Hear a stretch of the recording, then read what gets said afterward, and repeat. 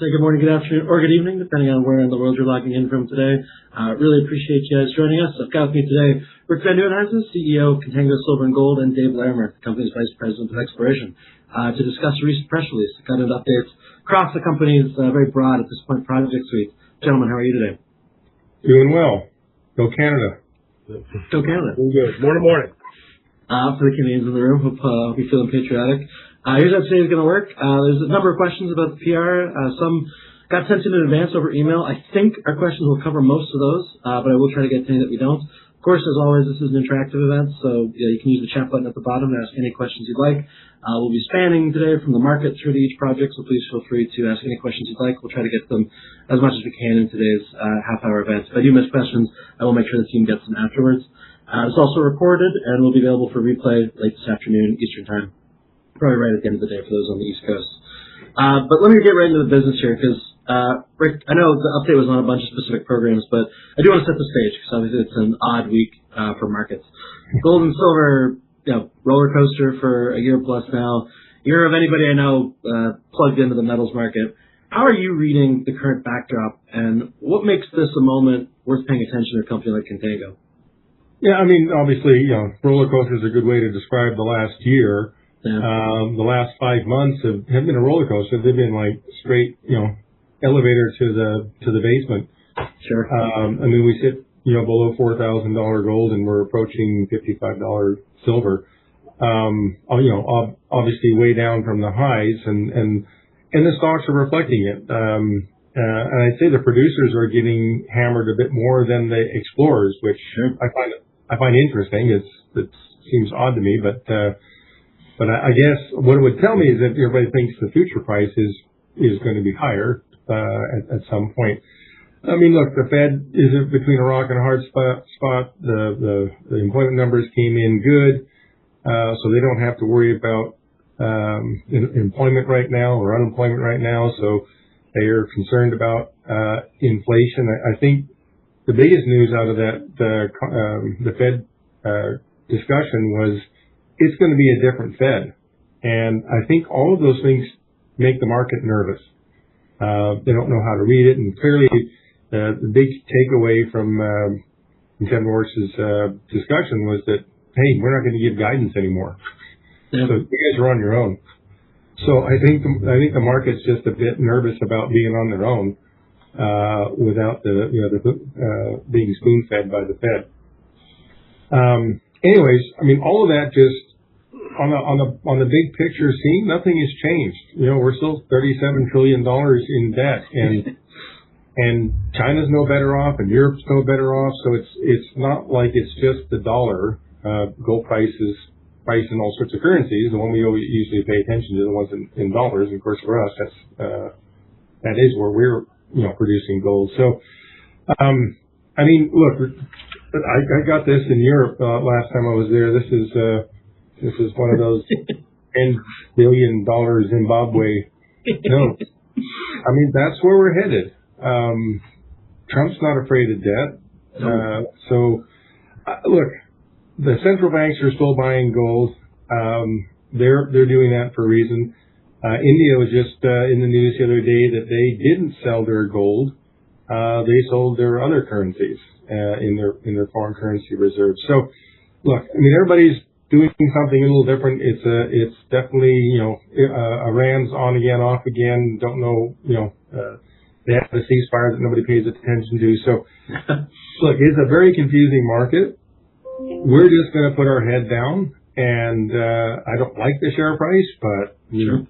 To me, it's a buying opportunity. And so I think I said earlier, this year is about execution for us. We've got a lot of things on the go. It's a good, solid plan. We're well financed to do it. We're still selling gold, and we're still making money selling gold. It's not like we're losing money selling gold. We've delivered into all the hedges for this year, so the rest of the gold that we sell this year is at spot. And if that spot price is $4,000, we're making $2,000 an ounce. That's not so bad. I mean, 5 years ago, we would have been doing backflips for that. So Look, it's confusing. I think people have to, if you're going to invest in the mining space, you got to look at it from the longer term. Sure. And so I think this is the opportunity to be loading up on stocks that are truly undervalued, which I believe Contango is. I mean, we're trading at less than the net present value of one of our projects, the Johnson Tract project. So, yes. No, we're just going to put our head down and do what we do, and which is what we're going to talk about. So it's a good segue. Yeah, no, appreciate the just context of the market. I just didn't want to not ask that question with today's gold environment, so appreciate that answer. Let me give you a real kind of overarching question, and then Dave, I'll get into you for some of the specifics. Because Rick, you got rigs turning at Lucky Shot, where Dave is joining us from right now. A summer field season ramping up at Johnson Tract, and a 40,000 meter program underway at Kitsault all at once. So how are you thinking about running all these programs in parallel? And what does that say about where Contango sits in the market today? Well, I just think, we have a lot going on. They're all sort of at different stages. I mean, at Lucky Shot, fully permitted. We're underground mining. We're creating new tunnels from which to drill. We've got an exciting new discovery that we're going to talk about. I'm actually heading down to Lucky Shot tomorrow to join Dave and Sean and Lucky and the team down there to see with my own eyes, what is it that these guys are all excited about. So that's Lucky Shot's just kind of off to the races, and that's something we can get into production relatively quickly. Fully permitted. We just acquired all the land. We bought out the underlying landowner and the royalty. So we have a space now to actually develop the mine. Besides just being on the side of the mountain, we've got a big facility that we can use. So very pleased with where Lucky Shot is. Johnson Tract is mostly about permitting. And being part of the Fast 41 program, and that's going along very well. Meanwhile, we are in a big logistical move here. We're barging over all the heavy equipment to start building the road that connects the camp to the portal site. So, and then of course at Kitsault, we've got 5 rigs turning, and whenever that project is drilling, just like Johnson Tract, when we're drilling at Johnson Tract, we're always putting out really good results. So stay tuned for all of that news flow, and I think both Lucky Shot will be producing good results when we get back to drilling there, which Dave will talk about. And Kitsault, we have 5 rigs turning, so we're going to be putting out a lot of results, I'd say in about a month. No, it's fun. No, love seeing the news flow and knowing what's coming up. Dave, I want to get you in here because you are live on scene at Lucky Shot, where the surface program was kicked off June 22nd, 2 helicopter-supported rigs. So walk us through what these 29 holes are designed to do, and why the link between the Coleman Zone and the Lucky Shot vein system is the part that you're really kind of most excited to test. Yep, absolutely. Like I said, live from Lucky Shot, beautiful day outside. Still a little snow on the peaks, but I'll be there all year. But hey, where we're operating is beautiful. The driller showed up yesterday, got the drills here on the bench, got the helicopters coming in today, tomorrow, start mobilizing these things up there, got pads built. So everything's looking real good to the start of this surface exploration. So the intent for this 6,800 meters that we've designed is kind of twofold. The first one is we have an objective to do some infill drilling within the Coleman portion of the known mineralization. There are some areas up there that are in the model. It is inferred and indicated resource, but we think we can do some further risk reduction by just tapping in a couple more drill holes in there. So this should help tighten the geologic model and support that more detailed mine plan and mine design work going forward in the next potential year. The second objective, as we talked about, is that step-out drilling from the Coleman.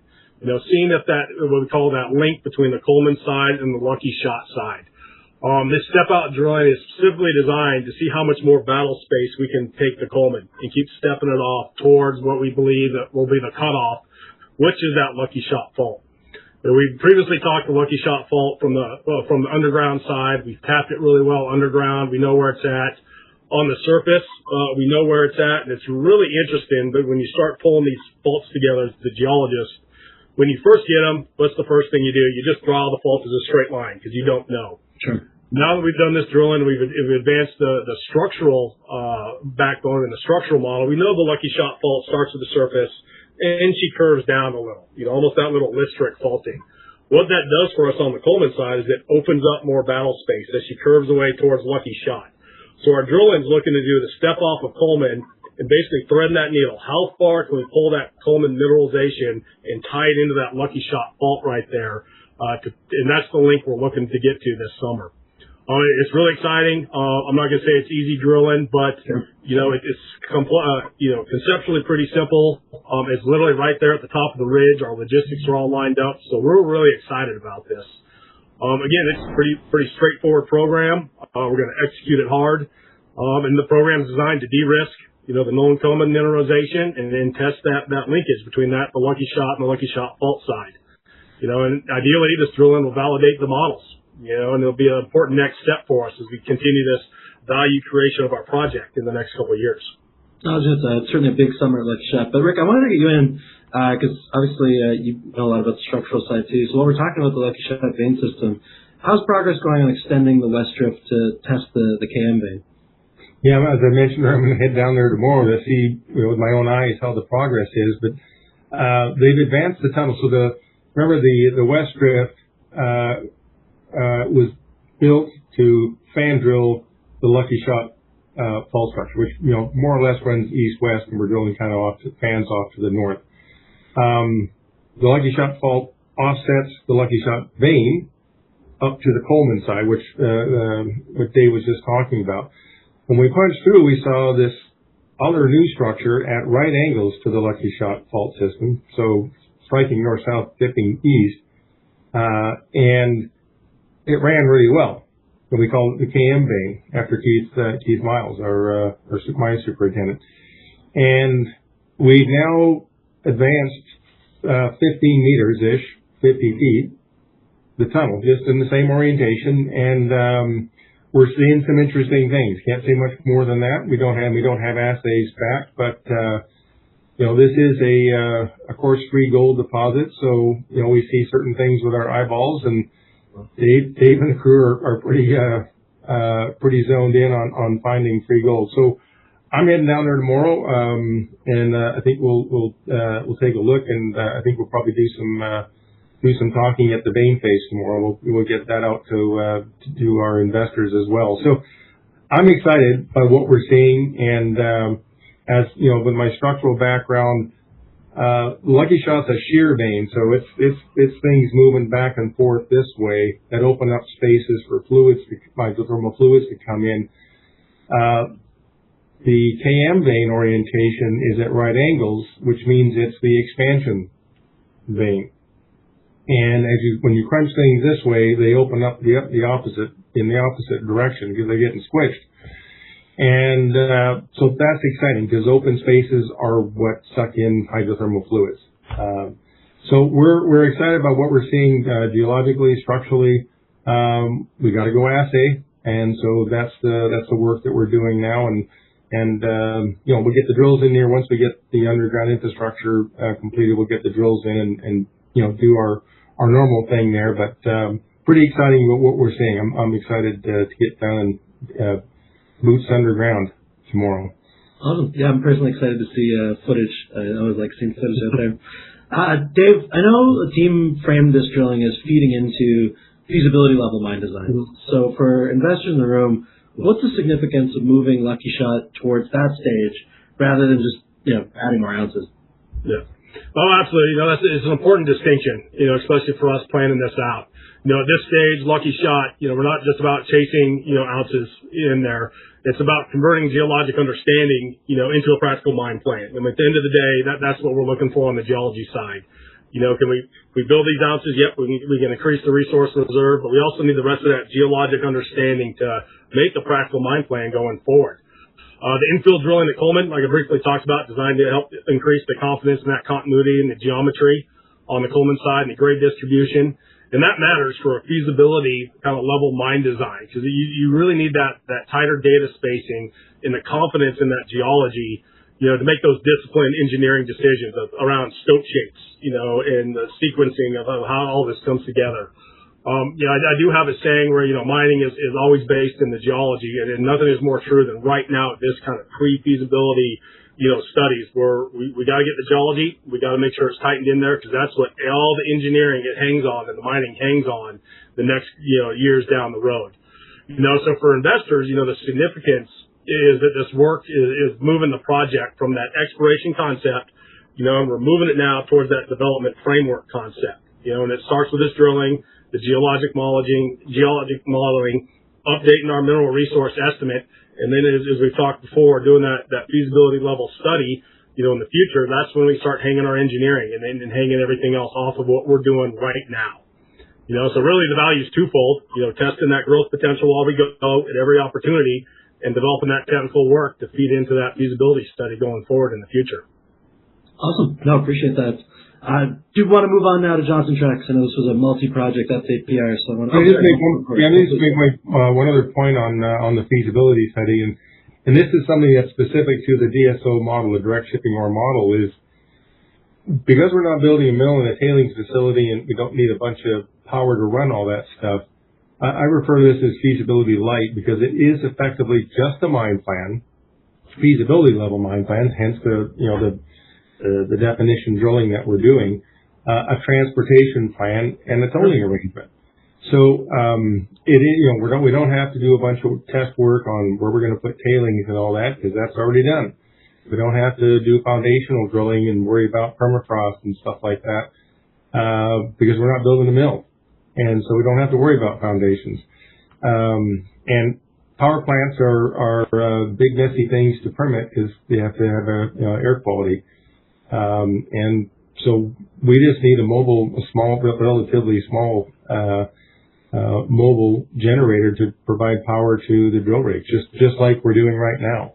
So it is really a lot simpler. The DSO makes that whole part of the process, or that whole end of the process, a lot simpler. So a lot of work to do, but simplifies it greatly. Because it's just rocks in a box. It's just rocks in the box. Just rocks in a box. Let's jump over to Johnson Tract because, as you mentioned already today, you're inside the Fast 41 program with 6 actions already completed. For folks who don't live in the permitting world, which I know is most of us, why is that a meaningful milestone for a critical metals project in Alaska? Yeah, obviously, the Trump administration is very focused on critical metals and is using the Fast 41, which is actually started back in the Obama administration. So it's been around a while. It just hasn't been used specifically a lot for mining projects. We're hopeful that the permitting reform that's talked about in Congress will actually happen. And what it should look like is what Fast 41 is, that the timelines are met and that those things are, that the agencies get the work done in a timely fashion. And so it takes, 1 to 2 years to permit a project, not 10 to 15. So, so that's the beauty of Fast 41, as it's being applied to critical metals, which of course the Johnson Tract has numerous critical metals depending on which list you want to pay attention to. So that, it's all, working smooth. There's a lot of work to do. It's collecting appropriate engineering work and environmental work, studies on land and water, because we have to build a barge landing facility, so that's in the water. So hence we have to study things that are in the water. And we have some sensitive things around the Cook Inlet beluga whales, an endangered species. So we're going to do a fair bit of work on that to understand what the best way and where are they hanging out and how can we avoid them. That's kind of what it gets down to. Cultural studies, obviously, lots of things on hydrology and birds and moose and bears. And the good news is we have a lot of data on that. Sure. Because of all the park related activities that go on in the area. So there's a huge database to draw on. So that's all in support of basically, following the NEPA process, which is referred to as NEPA, National Environmental Policy Act. The U.S. Army Corps of Engineers is the lead federal agency is how that's referred to. So they kind of coordinate and stick handle, the other agencies who are then were referred to as cooperating agencies. It's working well, and we're on track, I'll say. Johnson Track is on track. Track is on track. I like it. Like you said, a lot of the work this year is infrastructure. You get the 2.6-mile access road, the geotechnical drilling, the equipment for the portal site mobilization. How does getting all that built this season set up for 27? Yeah, so basically what we wanted, the main construction activity is to connect camp and the proposed portal site, which we're finalizing the permits with the state on. I think we've got 2 main permits, and we've got 1 more that the reclamation plan has to be approved, basically. And so what getting the road finished this year will allow us to do is to start building the tunnel next year, subject to it being permitted, which we're confident that we'll get the permits in plenty of time to meet that timeline. So it's about a mile-long tunnel, so it's a little longer than the Lucky Shot tunnel, or the amount of tunneling we've done at Lucky Shot. So, but it'll take roughly a year to complete, so that'll be most of the activities in 2027. They'll spill over in 2028. Yeah, in order for it to spill over into 2028, we need to winterize camp, which we're also starting to work on this year, and then we'll be able to complete that next year so that we can work year-round underground. Once you're underground, you're in good shape, good stead there, right? So that's the plan. And then it'll take about a year to complete the tunnel, and then the following year, 2028, we can do all the drilling to do exactly what we're doing at Lucky Shot now, is basically complete another DSO feasibility level mine plan, transportation plan, and figure out where the ore is going. And those are all things that we're working on in the background, particularly the site as to where this ore is going to be processed. Awesome. No, appreciate the Johnson Tract updates. But Dave, I'll jump to you. Let's go a little farther south and a little left on the Lassonde curve to Kitsault Valley. I know you've already drilled 14,000 meters, over a third of the planned program, and as far as I understand, well ahead of schedule. So a couple questions there. What's driving that pace?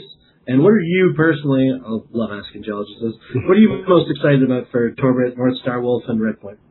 Yeah, absolutely. I think pace, you hit it on the head right there, Romeo. The pace to me is being driven, by our strong crews out there. We have an outstanding, geologic team, outstanding crews out there. They've put together, a great field plan, efficient logistics, and a drill program that was set up to keep the rigs moving, across multiple targets.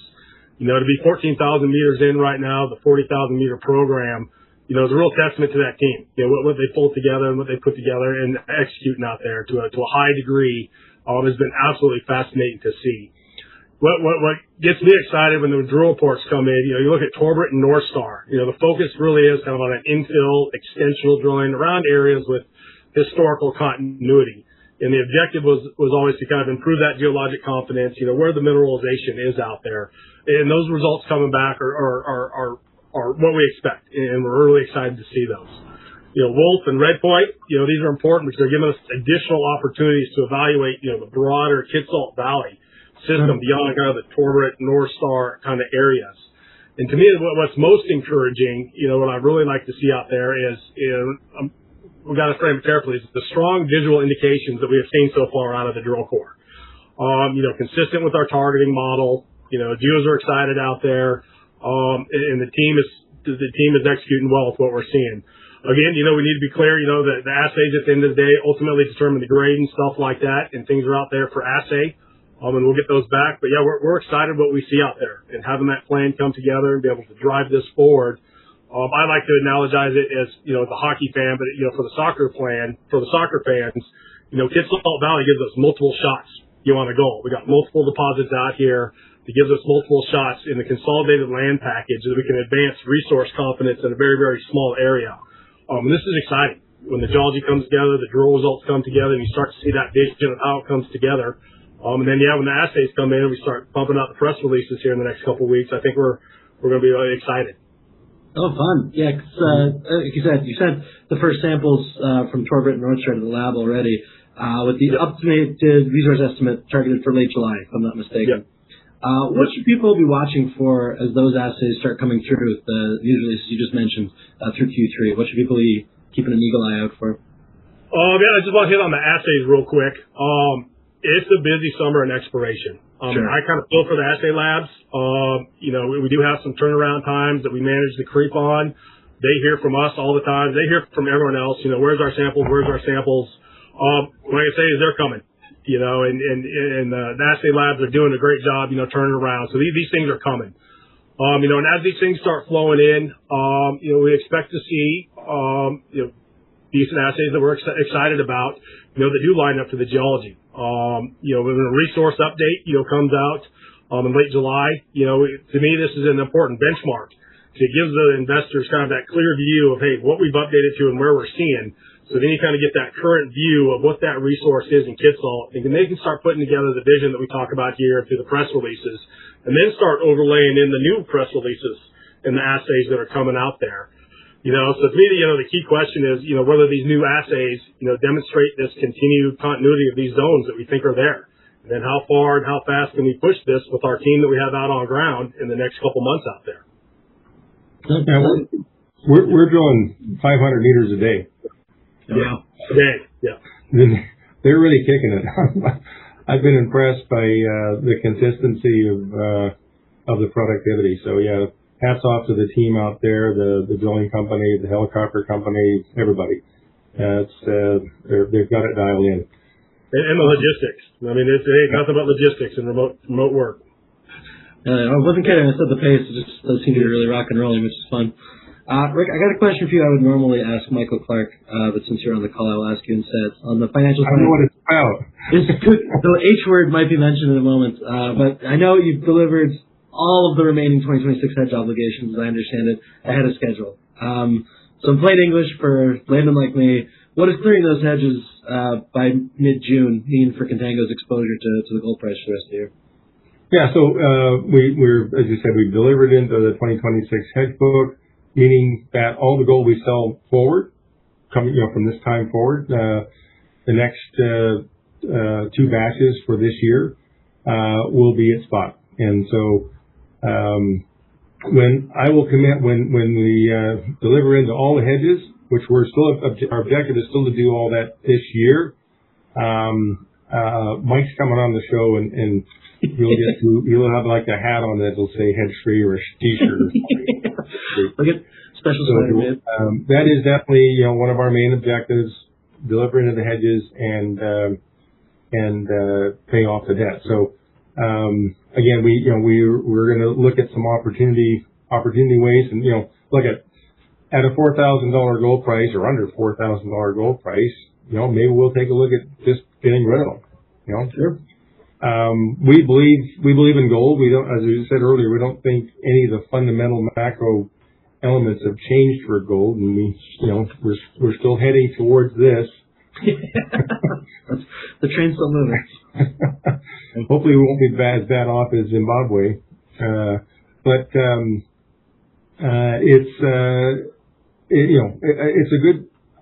it's a good time to be thinking about these things. So, $55 silver, $4,000 gold. So we may, find something opportunistic, an opportunistic way to take out the hedges earlier. So, but that is our objective. We want, we think that, our philosophy is that, investors can make their own view on gold, whether it's going up or down. We want to produce it, and we want to give our shareholders, and investors the opportunity to make their own decisions about where the gold price ought to be, whether they should be shorting it or going long. Sure. That makes sense. In the same kind of universe, I know given the, we'll call it attractive pricing going on in the market generally, what are your thoughts on M&A in the space, especially since we're seeing it heat up, I think, right now? Yeah, it's I think 6 months ago there was a lot of talk going on. I don't think anybody likes their valuation today, frankly. We certainly don't like ours, but it is what it is. For us, the main thing that we're focused on from an M&A standpoint is acquiring a mill that will be able to process our Johnson Tract and Kitsault ores in particular, because that's a more particular kind of mill. It needs sulfide flotation circuit to process the ore and concentrate the ore into copper, zinc, and lead precious metal cons. But in terms of, for the general market, again, I think most people are thinking they don't like their valuation today. And True. so I think, whereas 6 months ago there was a lot of talk about it, I think everybody's going to be a little circumspect right now. Sure, it's getting a little quieter. I got one question that came in advance over email, and then we'll close on a why now question for Contango. So I think they'll flow into each other. But somebody asked over email, they like the merger and like the company. They're wondering why their initial investment dropped after the merger occurred. So just if you could speak on general markets one more time. Yeah, I mean, this is a sector-wide thing. I think everybody, without exception, and this includes Newmont and Barrick and Agnico Eagle, they're all off, 30%, and I'd say as high as 50%. From the beginning of the year. And so, that's why I say nobody likes their valuation right now. I think this is, and maybe this leads into this, the question, why now? We're trading at a valuation lower than before we were in production, which makes no sense. So I don't think this will, this isn't going to last very long. If this is, the new normal gold price, $4,000 gold, we're making a lot of money at $4,000 gold. So, we're going to demonstrate that Lucky Shot is a viable project, in the next year here. I'm going down more, as we talked about earlier. I'm excited about about the new things we're seeing at Lucky Shot, the KM vein. So if we can continue to advance our Johnson Tract project through the permitting process, get the road built, get underground, this year, 5 rigs turning at Kitsault. Don't know what we're going to be doing next year. We're also upgrading a road at Kitsault. Yeah, sure. Remember, that was a DSO mine, right? They didn't process any ore. They hauled it down to the smelter. So that infrastructure exists. So we're just refurbishing that road this year, part of it, not all of it, but a good part of it. And so these are. It's exciting to me. It's an exciting time should be an exciting time for investors to take a look at Contango specifically, because we haven't been valued this low for a long time. So it's a great entry point if you're interested in gold. Our model focuses on getting things into production quickly because of the lack of permitting. The small amount of permitting that we're doing relative to most big mining projects. And the fact that it's capital light because we're not building a mill and a tailings facility, and we have ore grades that allow for the transport of ore to an existing permitted facility. So, I'm a significant shareholder of the company, and I don't like dilution. So, that's part of why part of our philosophy in terms of executing this DSO plan. Awesome. No, appreciate it. And appreciate you going through not just all the updates from the press release, but also yapping with me about markets, because everybody's trying to figure out what's going on. I'm glad. Any viewpoints, appreciate it very much. Dave, thanks obviously for taking time out of your day while you're at Lucky Shot. Looking forward to see what news comes next. I know there were 150 folks in the room. You guys were a little shy today with questions. If you do think of some afterwards, please do let me know. Shoot through over email. I'll send them through to the Contango team. They'll get back to you as soon as possible. But Rick and Dave, thank you so much. Hope you have a wonderful rest of your day.